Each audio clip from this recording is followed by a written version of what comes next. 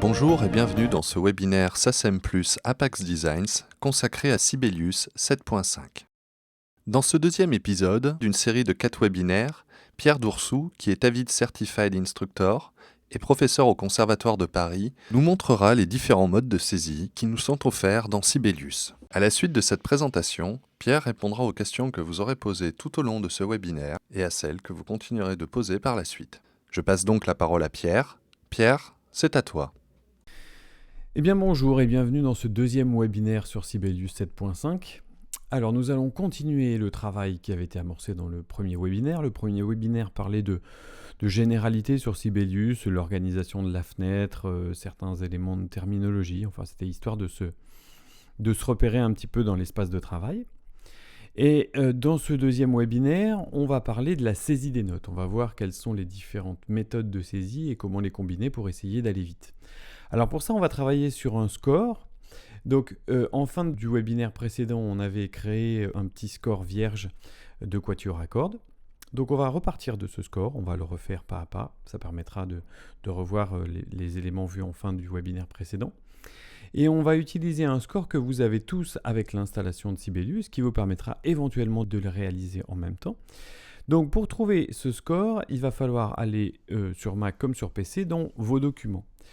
Donc dans vos documents, voilà ici documents, vous avez score et vous avez les exemples de Sibelius. À l'intérieur de ces exemples, il y a Project Files et à l'intérieur de Project Files, vous avez ici cet extrait de quatuor à cordes. Vous avez 4 parties et je vous propose, dans la mesure du possible, éventuellement de les imprimer pour qu'on puisse travailler plus aisément dessus. Comme ça, vous pourrez vraiment suivre pas à pas et faire les mêmes manipulations que moi lorsque vous les verrez à l'écran. Voilà, je vous laisse un petit peu de temps pour opérer cette impression si vous avez la possibilité de le faire. Si des fois dans l'arborescence vous ne trouvez pas ces partitions, vous pouvez aussi éventuellement passer par la fenêtre de démarrage rapide ici. Et dans Ouvrir autre, vous avez un retour direct vers ces partitions. Ici, donc partition d'exemple de Sibelius, on retrouve la même chose. Et vous allez pouvoir éventuellement savoir où elles se situent dans votre arborescence pour pouvoir les imprimer. Voilà, donc on va travailler sur un extrait du troisième mouvement du quatuor à cordes en mi mineur d'Elgar. Alors, lorsqu'on crée une nouvelle partition, on avait vu qu'on pouvait soit partir d'une partition vierge et étape par étape concevoir notre score, ou éventuellement partir d'un preset. Donc on a un preset quatuor à cordes. Donc on va ouvrir ce preset quatuor à cordes. Alors je vous rappelle, un clic simplement pour pouvoir aller à l'étape suivante, qui sera celle-ci, c'est-à-dire la personnalisation de la partition. Si vous faites 2 clics, vous allez ouvrir directement le score type quatuor à cordes, mais sans titre, sans indication de mesure, sans tonalité. Il faudra tout rajouter après. Donc c'est peut-être un petit peu mieux de le faire pas à pas, voilà, en cliquant une seule fois. Donc, dans cette partition, nous sommes à 4/4. Il y a une levée. Cette levée est une double. Voilà. Donc dans le texte de tempo, on a Allegro molto et on a une indication métronomique qui est noire égale 132. Voilà, donc on peut déjà commencer à travailler à partir d'un score qui sera en sol majeur, enfin, ou plutôt en mi mineur, pardon. Voilà, mi mineur, un dièse à la clé, et on va noter le titre. Donc c'est le troisième mouvement nommé Finale de Elgar, Edvard Elgar. Voilà.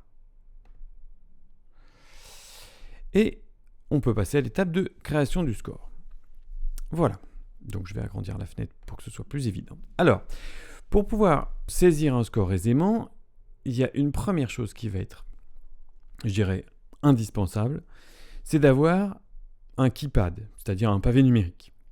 Donc le pavé numérique, on en avait parlé lors du premier webinaire, est représenté ici à droite. Et chacune des touches du pavé numérique représente un élément du keypad que vous voyez ici à l'écran.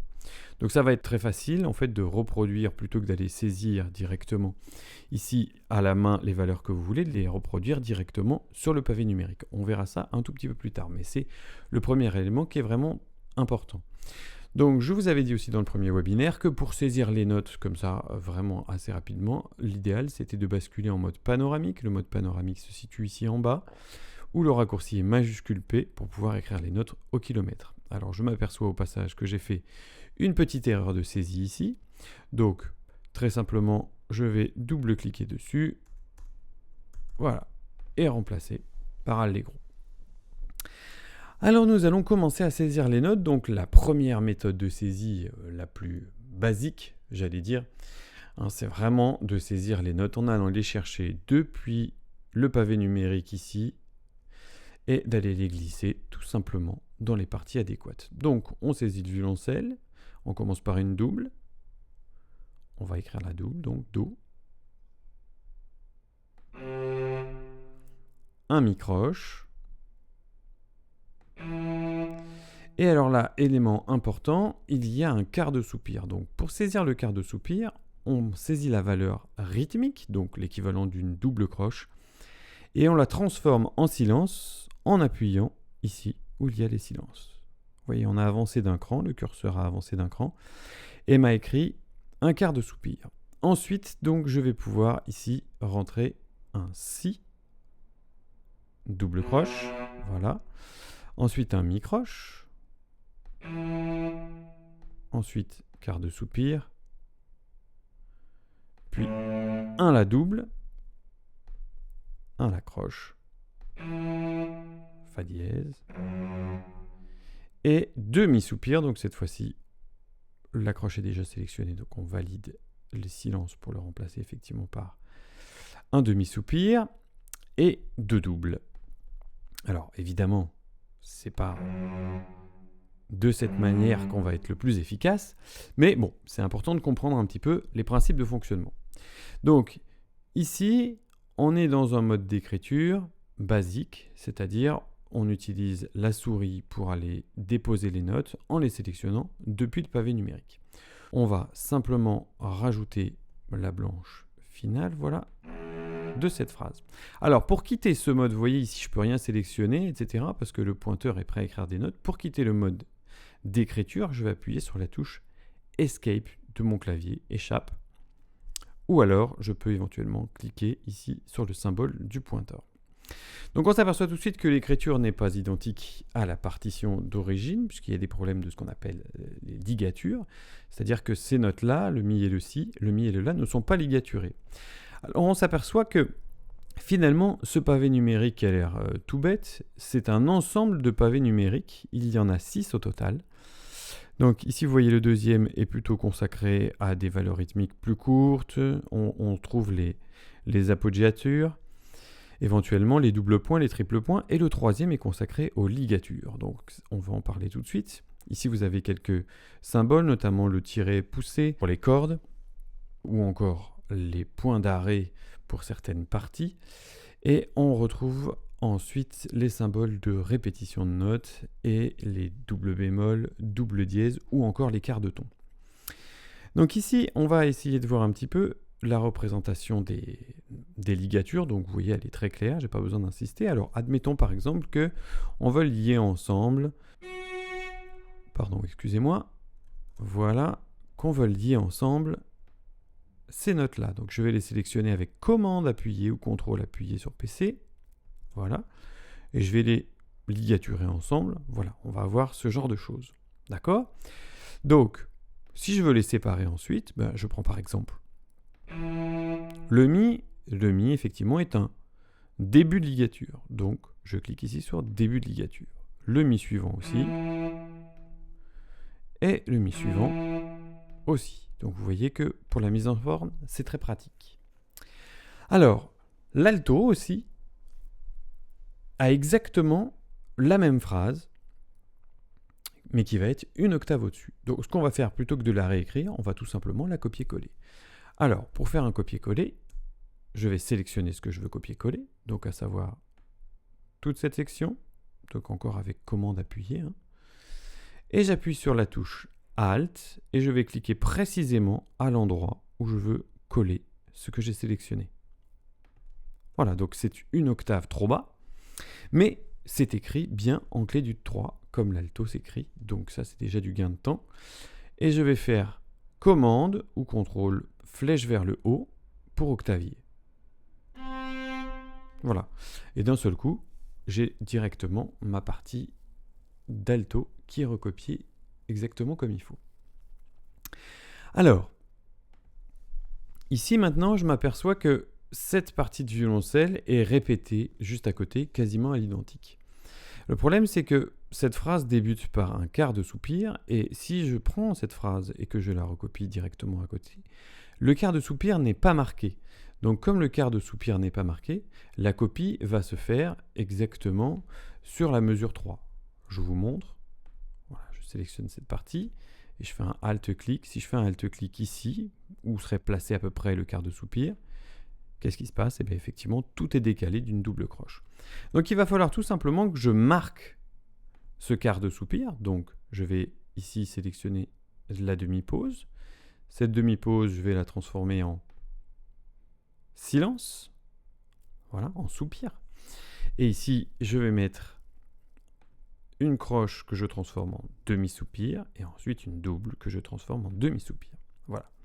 Donc je vais quitter le mode d'écriture de notes et vous voyez qu'ici maintenant mon quart de soupir est effectivement marqué. Donc je vais pouvoir resélectionner cette portion. Voilà, je m'arrête là puisque la fin change et pouvoir faire un Alt-clic. Voilà, pour recopier intégralement cette phrase.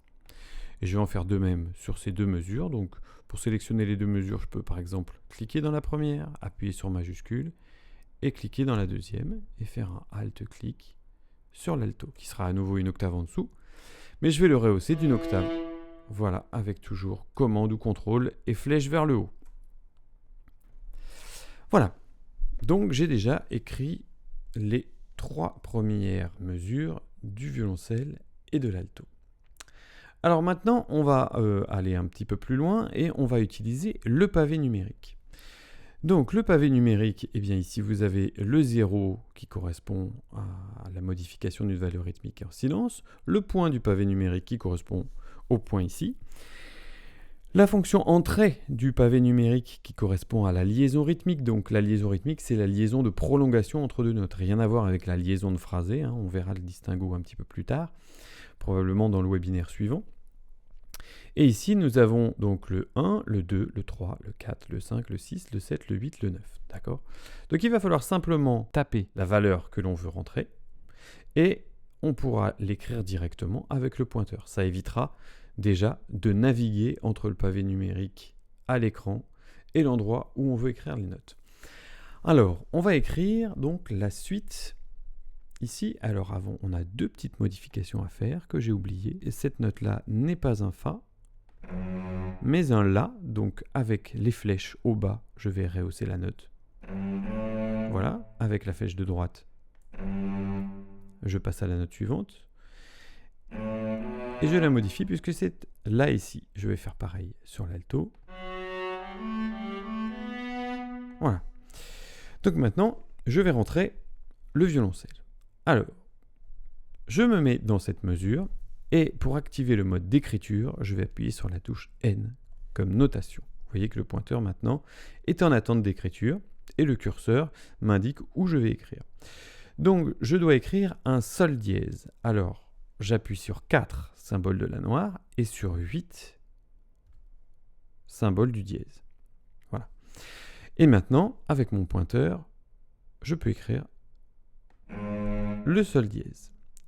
Après le sol dièse, j'ai donc un demi-soupir, donc j'appuie sur 3, voilà, qui représente la croche, et sur 0, voilà, pour remplacer par un demi-soupir. Et ensuite, j'ai si do, 2 doubles, donc la double, c'est le 2, et je n'ai plus qu'à écrire si et do. Ensuite, j'ai un la noir, 4, demi-soupir, 3 et 0. Et ensuite, j'ai 2 doubles, Do, Ré. Donc 2 pour la double. Donc 3 pour avoir le Si. Ré, Mi de double. Ensuite, je reviens sur une croche Do. Puis 2 pour les doubles.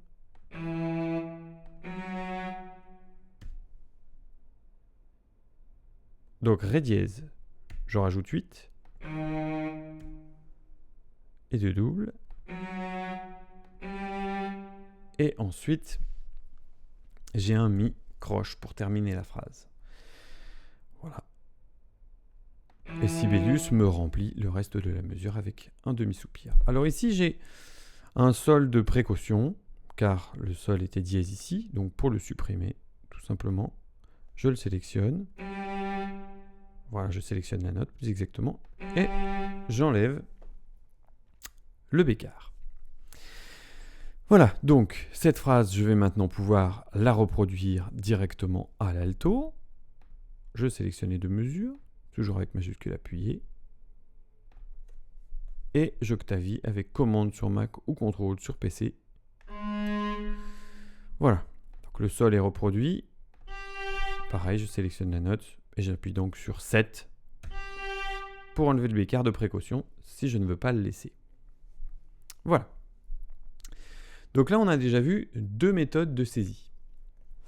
Alors maintenant, on va utiliser une nouvelle méthode de saisie.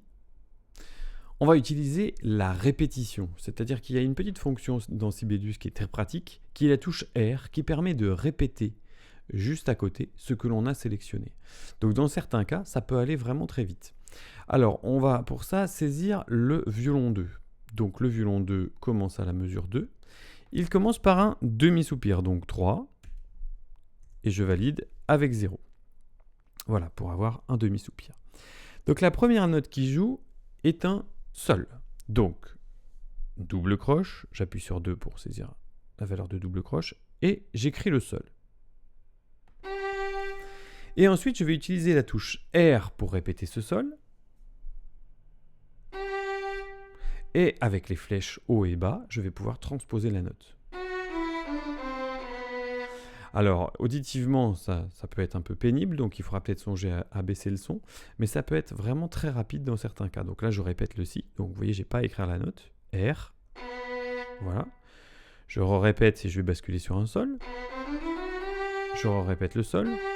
Ensuite, je répète le sol que je vais modifier en Do. Ensuite, je répète à nouveau.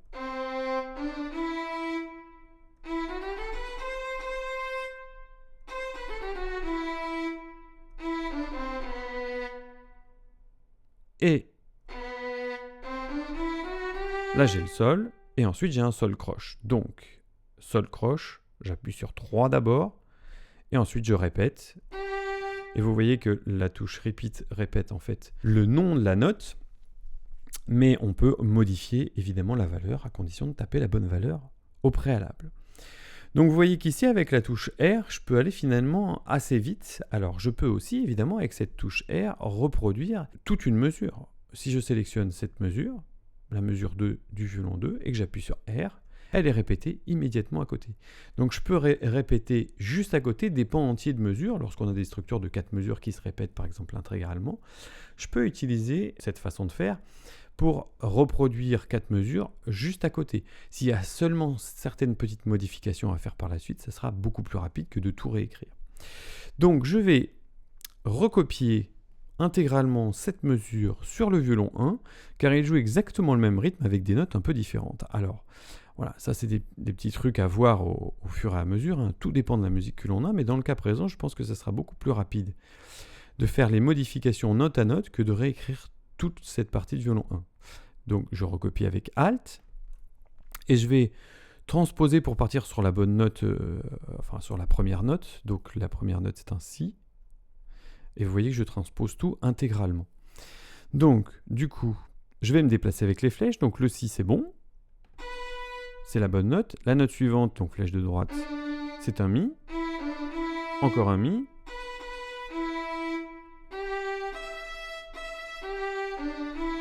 Voilà, et donc j'ai modifié. J'avais finalement que 3 notes à modifier, donc c'est donc bien plus rapide que de tout réécrire.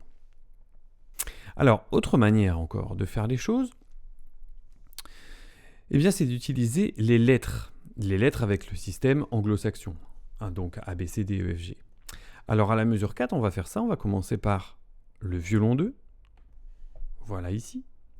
Donc j'ai N pour activer la notation, j'appuie sur 3 pour mettre le demi-soupir, voilà, et j'attaque par un Si. Donc, vu que j'attaque par un Si double, je vais taper B, comme Si, en langage anglo-saxon. Alors, c'est une octave trop haut, donc le principe de Sibelius, c'est qu'on lui indique quelle est la première note. Voilà, donc j'octavie vers le bas. Et les notes suivantes qui vont être écrites vont être au plus près de la note qui précède. Donc ici, on a un Ré dièse. Alors, je vais écrire un Ré. Donc, le Ré, c'est D. Et pour le rendre dièse sans avoir à revenir sur mon pavé numérique, je vais utiliser le raccourci CTRL, flèche vers le haut. Voilà. Et donc, j'ai bien mon Ré dièse. Et ensuite, j'ai un Mi croche. Donc, j'appuie sur 3 et j'appuie sur E pour faire le Mi. Croche. Voilà. Donc, ensuite, demi-soupir, à nouveau demi-soupir, et puis double croche. J'appuie sur C pour faire un Do et sur E pour faire un Mi. Et ensuite, j'ai un Fa bécard. Donc, je rentre le Fa dièse croche et CTRL flèche vers le bas pour avoir le Fa bécard. Alors, je vais utiliser la même technique que tout à l'heure, hein, vu que le rythme est identique dans le violon 1. Alt-clic, voilà. Je vais transposer pour arriver sur la première note, voilà. Donc, c'est un Mi. Et puis ici, le Sol dièse, je le transforme en Fa bécard, donc avec CTRL, voilà. J'avance avec les flèches, donc ici, c'est un Si. Donc là, c'est un Fa bécard, à nouveau. Et là, un Fa dièse et un Do. Voilà. Et dans la mesure suivante, eh bien, on a une demi-pause, donc 5 et 0, un soupir 4 et 0, un demi-soupir 3 et 0, et on a Sol La. Donc, je fais 2 pour valider la sélection des doubles croches, et j'appuie sur G, A. Voilà. Donc là, on est arrivé quand même à quelque chose qui est vraiment très efficace lorsqu'on n'a pas de clavier. Pas de clavier avec des touches de piano, j'entends. Éventuellement même pas de pavé numérique, on peut quand même aller assez vite finalement en rentrant les notes avec les lettres et en déplaçant le pointeur pour le coup juste ici pour sélectionner dans le pavé numérique à l'écran les valeurs rythmiques que l'on souhaite. Donc maintenant on va rentrer le violoncelle et l'alto sur les mesures 6 et 7 et on va utiliser pour ça la saisie via un clavier. Alors, quel atout effectivement de la saisie avec un clavier? Déjà, premièrement, pas besoin d'écrire les altérations, puisque d'office, elles seront écrites puisque vous allez les jouer. Et puis, on pourra utiliser aussi un mode qu'on va voir tout à l'heure, qui est le mode FlexiTime, qui permet de directement jouer le morceau en s'enregistrant, et les notes s'inscrivent directement dans la partition telle que vous les avez jouées rythmiquement, comme un enregistrement standard. Donc, ici, soit vous avez connecté votre clavier, par exemple en USB ou en MIDI, si vous passez par le système MIDI, par une carte son par exemple, soit vous l'avez connecté avant d'ouvrir Sibelius, auquel cas Sibelius fait le check-up de tout ce qui est connecté à l'ouverture, soit vous ne l'avez pas fait, et donc on va voir comment pouvoir récupérer ça. Donc, si je me mets dans une mesure et que je veux jouer avec mon clavier, eh bien, rien ne se passe. Donc, je vais devoir aller dans les préférences et vérifier que mon clavier est bien là. Donc, les préférences, toujours le même raccourci, commande, virgule.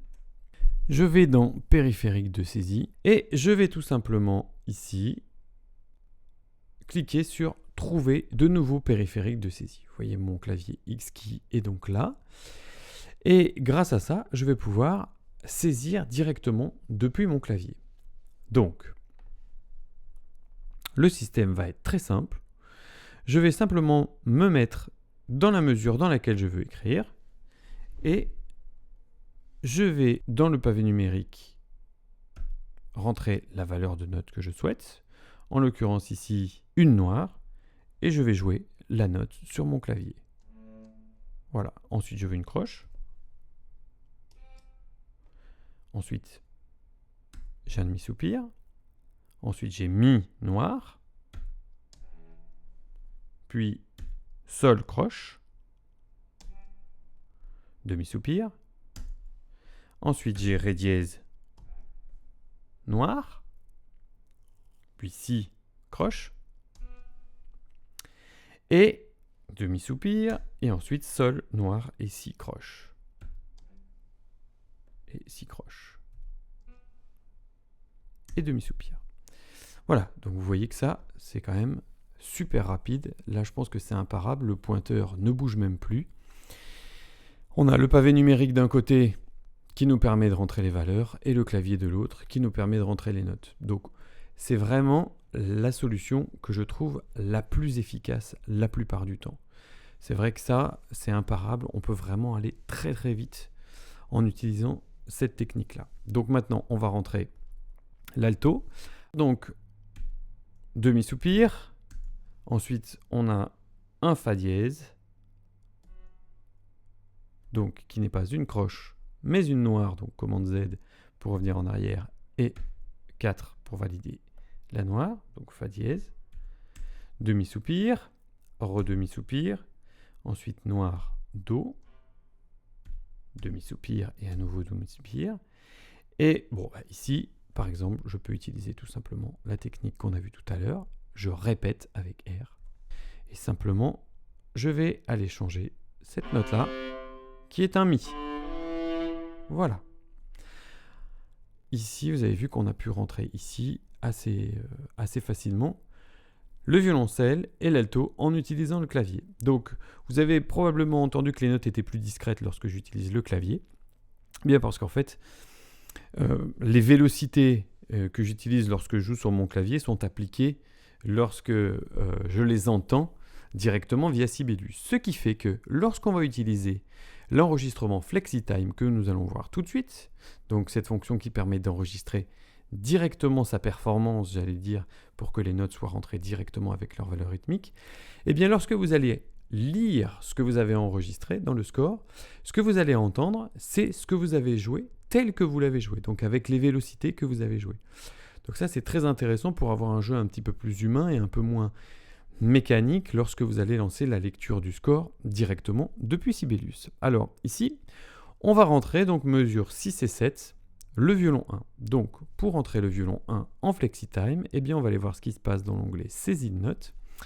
Et dans l'onglet saisie de notes, vous avez une petite boîte FlexiTime avec deux options, l'option enregistrer et l'option réécriture de l'exécution qu'on verra tout à l'heure. Et nous, on va aller directement ici dans les options avancées de FlexiTime et on va ouvrir cette petite boîte de dialogue pour voir ce qui s'y passe. Et effectivement, on va aborder une notion très importante qui est la notion, dans l'onglet notation ici, la notion de quantification. Donc ici, dans ce que j'ai à rentrer en FlexiTime, j'ai des doubles croches. Donc je vais être obligé de quantifier les rythmes sur une valeur de double croche. Parce que sinon, il ne m'écrira pas de double croche. Si je quantifie par exemple sur des valeurs de croche, eh bien ce qui se passerait, c'est que toutes mes doubles croches seraient recalées sur les croches les plus proches. Donc on va quantifier ici sur une durée minimale de double croche. Alors vous avez tout un tas d'options que je ne détaille pas ici. Simplement, on autorise les multiplés simples. Les multiplés, donc ce sont les triolets et les sextolets ici. Donc vous avez des options pour la scission entre deux portées lorsque vous rentrez par exemple une partie de piano. Donc nous ici, on va se cantonner effectivement à bien quantifier les rythmes et essayer de jouer le plus en place possible. Voilà, donc deuxième chose, on pourrait enregistrer effectivement depuis cette touche directement. Vous voyez le raccourci, c'est majuscule commande F, mais on va utiliser via l'onglet affichage panneau, ici, la fenêtre de transport qui nous donnera un petit peu plus d'options, notamment le fait de pouvoir utiliser un tempo différent.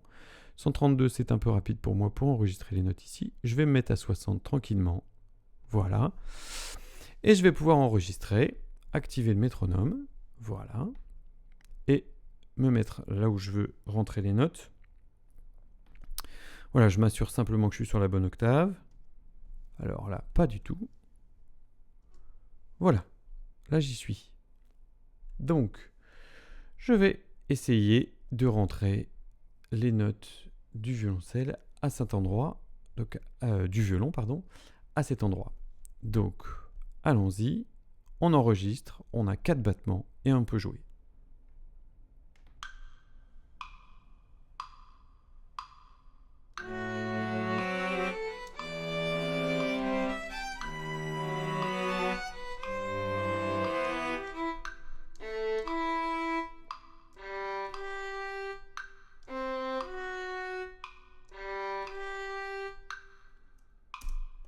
Voilà.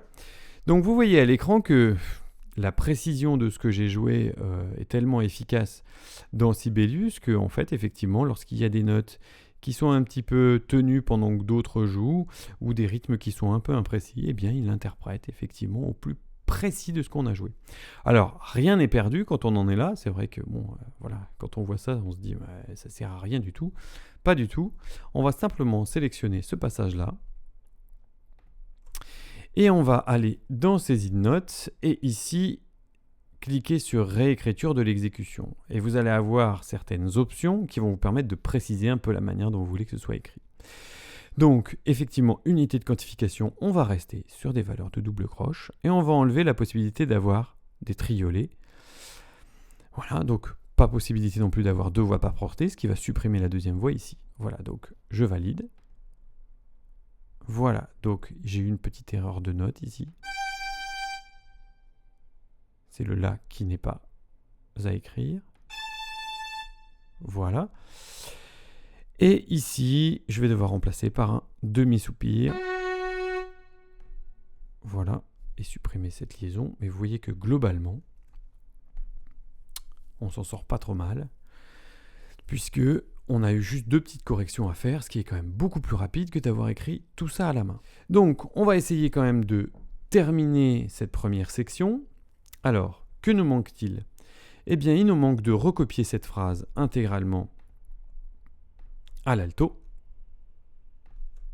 On la transpose une octave vers le bas. Voilà. Et je vais écrire la partie qui manque ici au violoncelle. Donc on a un soupir et un La à l'octave en dessous. Et ensuite on a un soupir et un Mi qui est à l'octave au-dessus. J'utilise les lettres en fait. Voilà, c'est pour ça que j'ai pas exactement la bonne octave. Donc ensuite on a un Ré, Ré dièse. Et ensuite nous avons un Mi. Voilà, Escape pour quitter le mode d'écriture. Et je vais écrire les notes ici du violon 2. Donc je vais utiliser le clavier pour ça. Donc ici nous avons un soupir, puis un Do. Je joue sur mon clavier. Voilà. Ensuite nous avons un soupir et un Sol. Voilà. Ensuite un La et un Sol.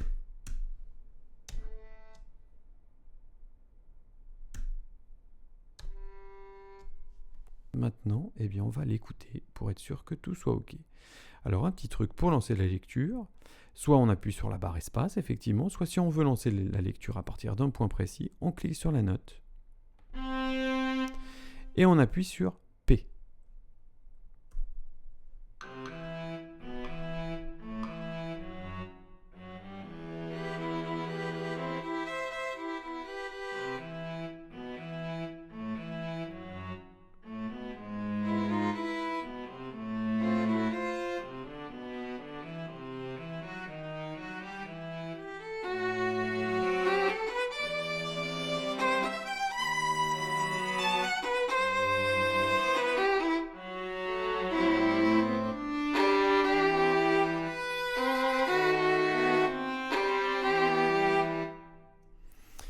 Voilà, vous avez pu constater qu'effectivement les parties qui ont été jouées sont beaucoup moins mécaniques, hein, beaucoup plus expressives du coup. Le début est plus mécanique, là où on rentre les notes vraiment pas par pas, mais dès que c'est joué, ça donne un petit peu d'humain dans la manière de jouer. Je vous rappelle que vous pouvez aller dans le mixeur, étendre la vue du mixeur, donc le raccourci pour le mixeur c'est M, hein, comme mixeur tout simplement. Et ici vous pouvez rallonger voilà, la vue de chacune des tranches de la console, éventuellement ajouter un petit peu de reverb sur chacune des parties pour que l'écoute soit un petit peu plus agréable, et équilibrer vos parties ici. Le violoncelle, voilà, ici, est un petit peu faible d'une manière générale, je peux le rehausser, voilà, tout simplement. Donc je pense qu'on a fait vraiment le tour de toutes les méthodes de saisie, à vous maintenant de les utiliser pour être vraiment très à l'aise avec, et avoir un flux de travail qui soit optimal. Dans le prochain webinaire, on parlera de tout ce qui est autour de la notation, donc les symboles, les lignes, tout ce qui est phrasé et surtout tout ce qui est texte.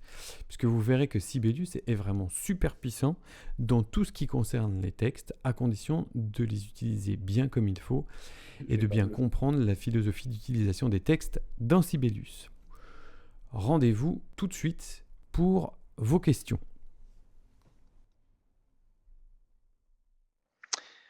Alors, n'hésitez pas à poser vos questions, hein. Vous avez un encart réservé à cet effet pour que je puisse y répondre assez rapidement. Donc, la première question, c'est quel est le raccourci pour faire un triolet?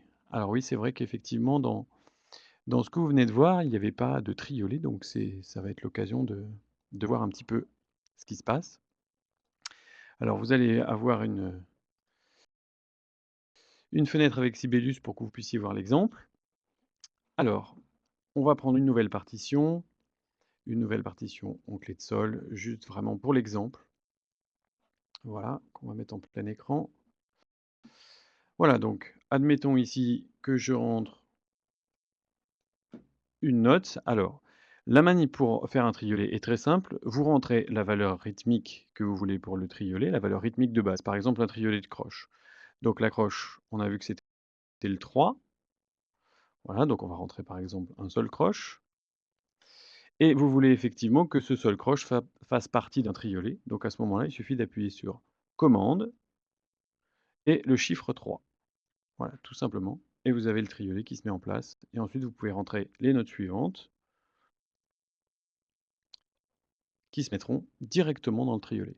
Donc ça fonctionne pour le triolet, pour le sextolet, pour le quartolet, pour le quintolet. C'est exactement le même principe. Il suffit d'associer le numéro que vous voulez avec la touche commande pour obtenir le multiplet que vous souhaitez.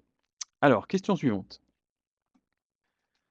La question suivante est comment s'organise la saisie à plusieurs voix? Alors, effectivement, c'est quelque chose à maîtriser parce que souvent dans les parties, notamment les parties de batterie ou les parties orchestrales avec plusieurs instrumentistes qui jouent sur la même partie, c'est vraiment utile d'écrire ça à plusieurs voix. Donc évidemment, de deux choses l'une, soit les voix sont jouées simultanément par la même personne, sous forme d'accords, hein, donc voilà, évidemment, soit vous jouez l'accord sur votre clavier, soit vous rentrez les notes de façon superposée, comme ceci.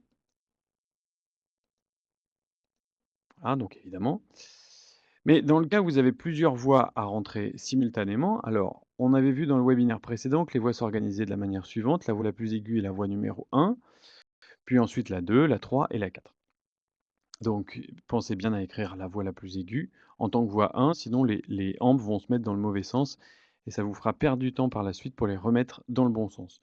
Donc admettons qu'on écrive une partie toute simple pour deux instrumentistes.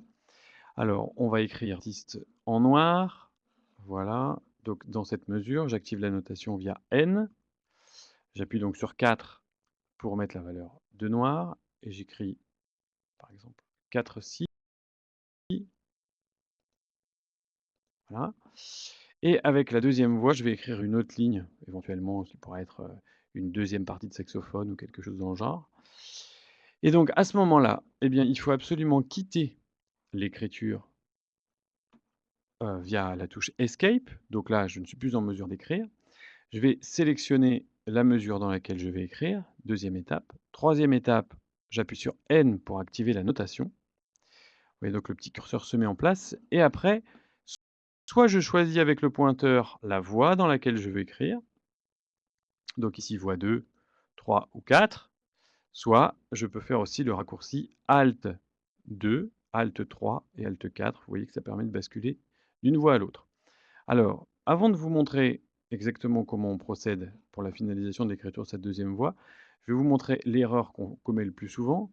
L'erreur qu'on commet le plus souvent, c'est de sélectionner la mesure et de cliquer directement sur la voie pour dire je veux écrire voie 2. Et en fait, ça convertit ce que vous avez dans cette mesure en voie 2. Donc, on évite ça à tout prix. Voilà, c'est pas ce qu'on cherche. Donc ici, on va écrire dans cette mesure une deuxième voie. Donc j'appuie sur N. Je vais choisir la voie, donc en l'occurrence ici voie 2, Alt 2. Et vous voyez que le curseur ici passe en vert, qui est la couleur de la voie 2, Alt 3 en orange, voie 3, et Alt 4 en violet, voie 4. Voilà, et donc maintenant, je peux saisir ma deuxième voie. Ça serait exactement la même manip hein, si vous le faisiez avec un clavier connecté en USB par exemple. Vous auriez juste à jouer les notes, là il est en attente d'une voie 2. Donc je vais mettre une noire pointée, voilà, puis une croche,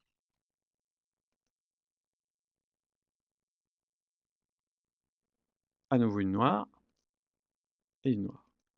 Et là vous avez bien une écriture à deux voix, donc pareil pour la voie suivante, numéro 3, numéro 4, on utilise la même manipulation. Voilà, question suivante. Ah, comment écrire une enharmonie? Alors ça, l'enharmonie, c'est vrai que c'est quelque chose qu'on est souvent amené à faire. Eh bien, le raccourci, en fait, le plus simple, c'est de retenir le raccourci. J'ai pas besoin de forcément vous le montrer à l'écran, mais voilà, puisque l'écran est revenu, je vais en profiter. Alors, j'écris donc un do dièse. Donc, et j'ai envie finalement d'un ré bémol. Donc, j'écris mon do. Ah, pourtant pour moi, donc je vais utiliser une autre manip. Voilà, le do sera dièse finalement.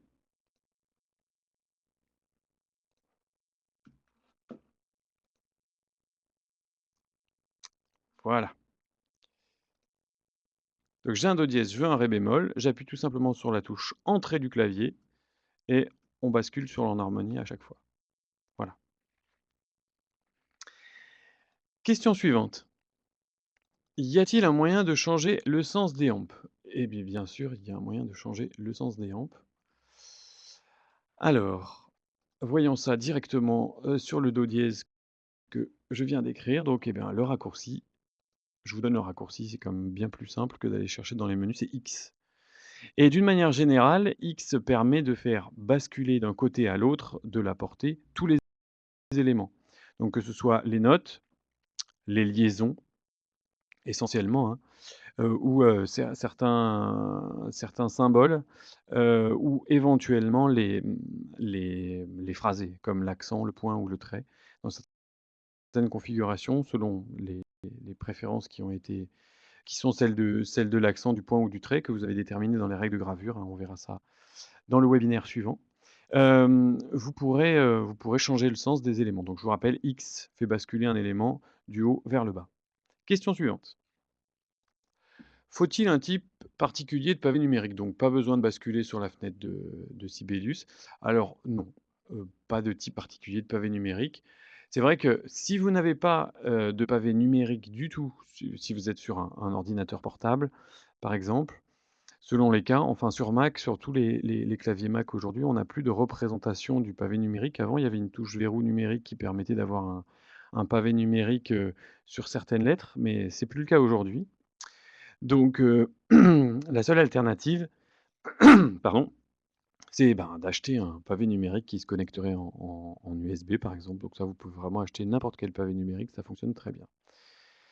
Voilà, la question suivante, tous les claviers USB fonctionnent-ils pour la saisie dans Sibelius? Oui, tous les claviers USB fonctionnent dans la saisie, dans Sibelius. Simplement un petit bémol, si, vous utilisez un clavier qui n'est pas connecté en USB, mais qui est connecté en MIDI, hein, via des connectiques DIN sur votre carte son par exemple. Donc lorsque vous allez dans les préférences de saisie, comme nous avons vu tout à l'heure, c'est la carte son qu'il faudra cocher, hein, puisque vous ne verrez pas le nom de votre clavier directement s'il est connecté en MIDI. Voilà. Alors, lorsque j'écris 4 croches successives, elles sont toujours ligaturées par 4. Comment faire pour qu'elles soient toujours ligaturées par 2? Ou autre. C'est vrai que si on prend effectivement le cas, le cas du 4-4, en général, les notes sont ligaturées 4 croches par 4 croches lorsque vous écrivez des croches. Et si on prend un cas, particulier, par exemple d'une mesure, asymétrique comme un 7-8, on peut envisager de grouper en 3-2-2 ou éventuellement en 2-2-3, voire même en 2-3-2. Alors l'idéal, on va voir les différentes manies pour ça, mais l'idéal, ce serait de le faire, dès le départ. C'est-à-dire que à partir du moment où vous créez une nouvelle partition, donc on va créer une nouvelle partition ici, voilà. Lorsque vous choisissez la signature rythmique, il va falloir aller dans Autres. Parce que dans Autres, ici, vous allez trouver la possibilité de choisir Groupement de ligatures. Et donc là, vous allez pouvoir choisir le groupement de vos ligatures. Donc vous voyez qu'ici, les croches sont groupées en 4 plus 4. Donc si vous voulez les grouper en 2 plus 2 plus 2, eh bien tout simplement 2, virgule 2, virgule 2 et virgule 2. Voilà, donc là, elles seront vraiment groupées par 2 dans tout le morceau. Donc, ici, vous pouvez cocher pour choisir de grouper les doubles croches aussi différemment et les subdivisions, hein, évidemment, c'est toujours le même principe. À vous de faire vos choix, donc directement depuis là, c'est l'idéal. Si vous ne l'avez pas fait depuis là, donc ça, on va revenir sur notre partition. Donc ici, on est groupé en 4 plus 4. Vous pouvez aussi éventuellement utiliser le fait de changer, donc on va aller dans Notation, de changer de signature rythmique. Et lorsque vous allez changer de signature rythmique, en remettant finalement la même, hein, ça va être ça un petit peu le truc ici, c'est donc dans davantage d'options, je vais remettre un 4-4, mais j'ai un retour à nouveau sur cette même boîte, ce qui va me permettre de faire des choix. Donc ça, une fois de plus, ça sera sur l'ensemble de la partition. Mais si vous avez oublié de le faire dans la fenêtre de démarrage rapide, vous pourrez toujours le faire a posteriori. Et troisièmement, si jamais vous avez, juste sur une portion, vous avez déterminé au préalable que vous vouliez grouper vos croches en 2 plus 2 plus 2 plus 2 et que juste sur une portion, vous voulez le faire en 4 plus 4, alors soit vous utilisez le pavé comme on l'a vu, hein, dans le webinaire, effectivement, avec ici les ligatures, ou si c'est vraiment sur un passage assez long, vous pouvez utiliser, certaines fonctions dans la présentation, voilà, ça me revient, c'est ici, donc vous sélectionnez le passage, donc admettons, voilà, sur ce passage, et ici dans, l'onglet réinitialiser les notes, vous trouvez groupement de ligatures et vous allez pouvoir donc ponctuellement modifier le groupement des ligatures sur un passage. Voilà, donc là on a vu vraiment tous les cas de figure. Question suivante. Alors, comment peut-on changer d'armure dans le courant d'une partition? Donc, changer d'armure ou de métrique dans le courant d'une partition. Eh bien, c'est ce que je venais de vous montrer finalement. Voilà, c'est que dans l'onglet Notation, on a la possibilité de changer d'armure, de changer de signature rythmique, de changer de clé ou éventuellement d'ajouter des barres de mesure, hein.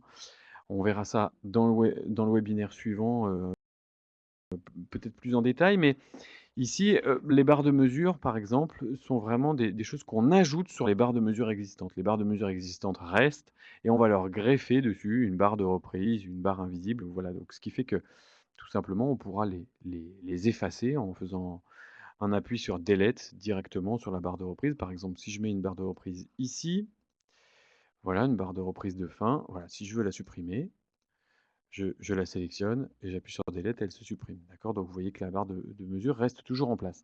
Mais la question était sur la signature rythmique et sur le changement d'armure, et c'est exactement le même principe. Donc, il y a un principe de base dans Sibelius qui est le suivant. Soit vous n'avez rien sélectionné et vous allez opérer un changement, en l'occurrence ici, par exemple, un changement de signature rythmique, alors on va passer à 2-2 par exemple, voilà. Donc vous voyez que le pointeur devient bleu et dans l'attente de savoir où il va placer cette modification. Donc par exemple dans cette mesure, voilà, et vous voyez que le 2-2 se met en place à compter de cette mesure. Il attend que je lui dise où je mets en place ce changement. Deuxième possibilité, vous n'avez pas, vous déterminez au préalable la section sur laquelle vous voulez faire ce changement. Donc uniquement sur cette mesure, signature rythmique, voilà, je vais passer en 2-2 et uniquement dans cette mesure, j'aurai un 2-2 et de ce fait, le 4-4 est remis après. Ou alors troisième possibilité, enfin qui est, heu, qui est un petit peu identique à cette fonction qu'on vient de voir, c'est que vous avez tout un passage sur lequel vous voulez changer d'armure, par exemple, donc vous déterminez une section et dans armure, vous allez changer votre armure. On va passer par exemple l'armure. Voilà, on a vu un petit peu aussi tous les cas de figure du genre. Y a-t-il des particularités pour la saisie des instruments transpositeurs? Alors oui, il y en a une, notamment celle de savoir si on saisit l'instrument transpositeur avec les sons tels qu'il va les jouer, ou est-ce qu'on saisit l'instrument transpositeur avec les sons tels qu'on veut les entendre. Donc ça, c'est très simple. Dans saisie de notes, vous avez ici, dans saisie de notes, hauteur de saisie, et dans le cas uniquement des instruments transpositeurs, hein, donc là, on n'est pas dans cette configuration-là, vous allez pouvoir choisir de saisir les instruments transpositeurs soit à leur hauteur réelle, soit à leur hauteur écrite. Donc sous-entendu, hauteur entendue, ici en son réel, donc les sons que vous voulez entendre au final, et ici écrite pour le cas où vous travaillez directement sur la partition de l'instrumentiste lui-même. Une autre question peut-être? Ah, comment se fait la saisie des accords? Ça on l'a finalement vu, hein, tout à l'heure. C'est la saisie des accords se fait tout simplement en cliquant sur les notes que l'on veut superposer et en les ajoutant manuellement ou en les jouant simultanément sur votre clavier.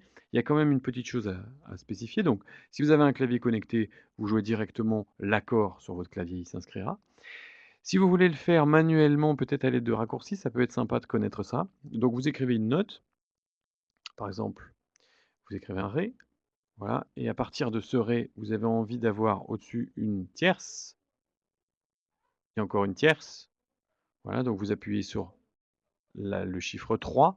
Le chiffre 3 au-dessus des lettres du clavier, sans avoir à ajouter la touche majuscule, hein.